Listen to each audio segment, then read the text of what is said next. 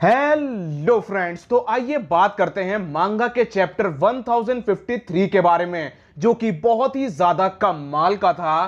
क्योंकि इसमें हमें ryukyugyou की शकल दिखा दी गई है, दूसरी चीज उसकी पावर दिखा दी गई है, नए योंको का नाम बता दिया गया है, और सबसे मजेदार चीज लूफी, किड और लॉ की बाउंटी बता दी गई है। तो आइए फिर फटाफट से शुरू करते हैं। चैप्टर की शुरुआत होती है 5 एल्डर से। उनके पास एक फोटो होती है और वो बोलते हैं कि क्या है ये, हमने ये छापने के लिए नहीं कहा था, और हाँ, हमने ये डी नाम हटाने के लिए भी बोला था। तो यहां पर जिस ऑफिसर से ये लोग बात कर रहे होते हैं वो बोलता है कि सर, हमें इस प्रकार की कोई भी इंफॉर्मेशन नहीं मिली है, और हाँ, जो ये फोटो आप देख रहे हो ये हमें CP0 के मेंबर ग्योर्निका ने भेजी है। तो यहां पर 5 एल्डर्स बोलते हैं कि इसे हटा दो, हम लोग इसे नहीं छाप सकते हैं, और अब जो हम तुम्हें बता रहे हैं इसे छपवाना शुरू करो। तो यहां पर जो ऑफिसर होता है वो बोलता है कि सर, जो प्रिंटर वाले हैं वो फोन नहीं उठा रहे हैं। तो यहां पे 5 एल्डर्स बोलते हैं कि जो तुमने पेपर अभी मुझे दिया है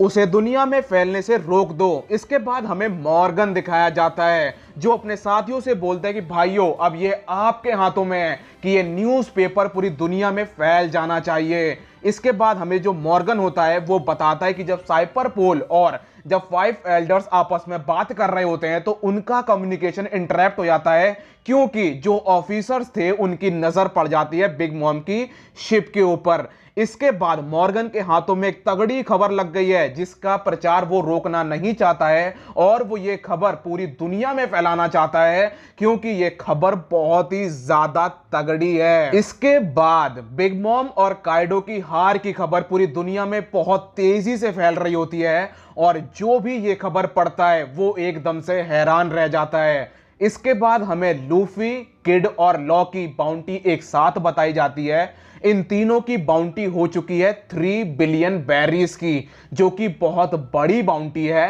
लेकिन यहां पर मुझे कुछ चीजें अच्छी नहीं लगी हैं, जैसे कि किड और लॉ की बाउंटी भी 3 बिलियन होना, ये मेरे ख्याल से गलत है। मैं ये नहीं कह रहा हूं कि इन दोनों ने मेहनत नहीं करी है, लेकिन मेरे ख्याल से इन दोनों की बाउंटी लूफी के बराबर कर देना ये गलत है, क्योंकि लूफी की बाउंटी थी 1.5 बिलियन और उसके बाद उसने 3 बिलियन का उछाल पाया है। लेकिन अगर हम इन दोनों की बाउंटी की बात कर लें तो मेरे ख्याल से शायद एक की 600 थी, किसी की 500 थी, और इन दोनों की बाउंटी में बहुत बड़ा उछाल आ गया है एकदम से। तो यहां पर कुछ थोड़ा सा फेयर करना चाहिए था, क्योंकि लूफी ने इतनी ज्यादा मेहनत करी है तब उसकी बाउंटी 3 बिलियन की हुई है। तो सच बोलूं तो मेरे कुछ भी पल्ले नहीं पड़ रहा है, क्योंकि लूफी ने डोफ्लामिंगो को पहले पीटा, उसके बाद बिग मॉम से पंगे लिए, फिर काइडो को हराया, तो सिस्टम थोड़ा सा अजीब लग रहा है। खैर, अब कुछ भी हो, पर मैं यहां पर आपकी राय जानना चाहूंगा कि आप लोगों के हिसाब से क्या ये सही है या गलत है, या फिर आपके क्या विचार हैं, मुझे जरूर बताना।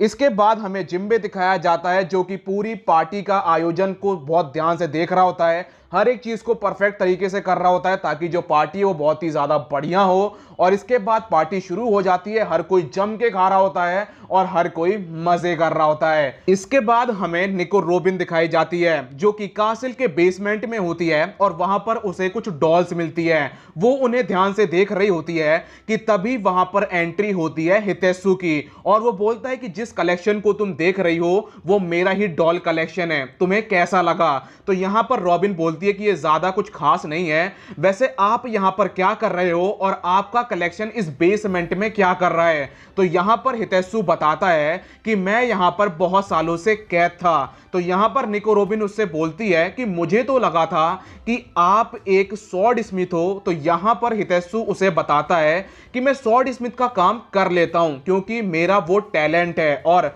शासन करना थका देने वाला काम है। मेरा नाम है कुजोकी सुकुयाकी, ओडिन का पिता। निको रोबिन जब ये सुनती है तो वो एकदम से हैरान रह जाती है कि ये क्या हो गया।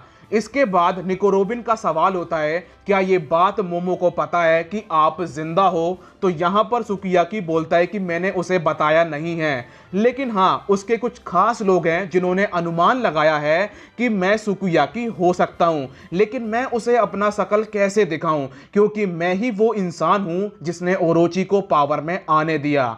मैं इस जगह से बहुत मुश्किल से निकल पाया था, और जब निकला तो ओडिन मर चुका था और वानो पूरी तरीके से बदल चुका था। यहाँ पर पूरी तरीके से बदलने का मतलब है कि काइडो मैदान में आ चुका था और वानो में फैक्ट्रीज लग चुकी थी, तो पूरी तरीके से वानो बदल चुका था।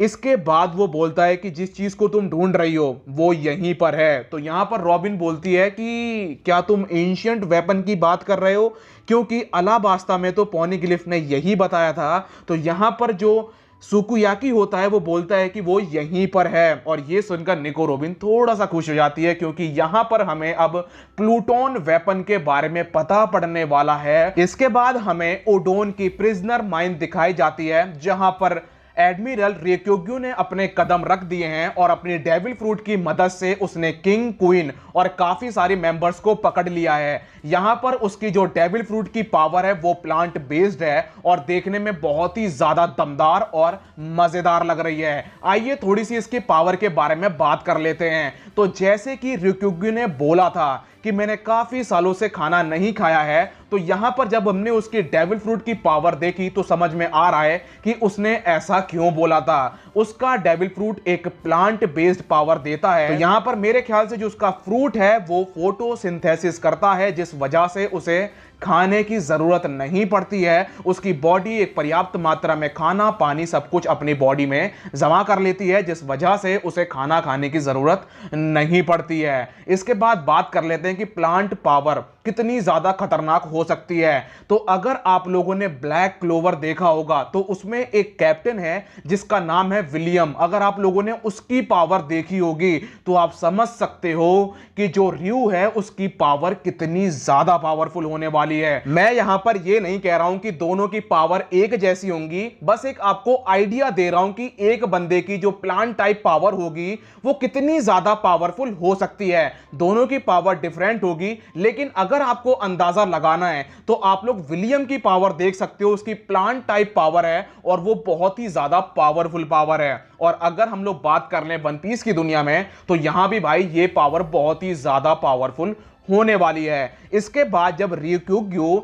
जब किंग और क्वीन को पकड़ लेता है तब वो हेडक्वार्टर में फोन करता है और बोलता है कि वॉरशिप लेकर यहां पर आ जाओ। लेकिन मेरी बात ध्यान से सुनो कि साकाजुकी को इसके बारे में कुछ भी मत बताना। इसके बाद रियो सोच रहा है कि अगर मैं लूफी का सर आकिन्यू तक ले गया तो वो मुझे आटा बॉय देंगे। अब ये आटा बॉय क्या है मुझे नहीं पता है। इसके बाद हमें पार्टी दिखाई जाती है जहां पर लोग मजे ले रहे होते हैं और फिर मैदान में आता है किड, जो कि लूफी को जान से मारना चाहता है, लेकिन लूफी अपना हाथ किड के गले में घुमाता है और उसे जश्न मनाने के लिए बोल रहा होता है। अब किड लूफी को क्यों मारना चाहता है, क्योंकि इसके बाद हमें योंको के नाम बताए जाते हैं। तो सबसे पहला नाम है बगी। बगी दोस्तों अब योंको बन चुका है। भाई ये बंदा बहुत ही कमाल का है, बिना मेहनत करे इसे सब कुछ मिल रहा है। पहले ये शिचिबुकाई बन गया था और अब ये योंको बन चुका है। दूसरा बंदा है शैंक्स, जिस पे बहुत बेहतरीन टाइटल सूट करता है एक योंको का। और इसके बाद हमें बताया जाता है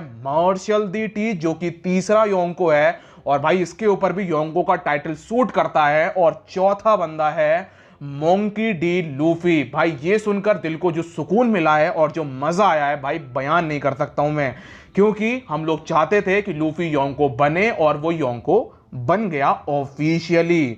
तो यहां पर इसीलिए किड लूफी को मारना चाहता है। और फिर हमें रियो फिर दोबारा दिखाया जाता है जहां पर वो बोलते हैं कि ऐसा लग रहा है कि लोग यहां पर जश्न मना रहे हैं। वैसे मरीन का मूड अच्छा नहीं है क्योंकि दुनिया में खलबली मची पड़ी है और यहीं पर चैप्टर खत्म हो जाता है। दोस्तों ये चैप्टर बहुत ही कमाल का था। और दूसरी चीज, अब है 4 हफ्ते का ब्रेक। यस हाँ, 4 वीक्स का ब्रेक है, जो कि मेरे ख्याल से काटना बहुत ही मुश्किल है, लेकिन हम सबको मिलकर काटना पड़ेगा और उसके बाद मांगा आएगी। तो मिलता हूं अगली वीडियो में, जब तक के लिए अपना ख्याल रखिए, कोरोना से सावधान, गुड बाय।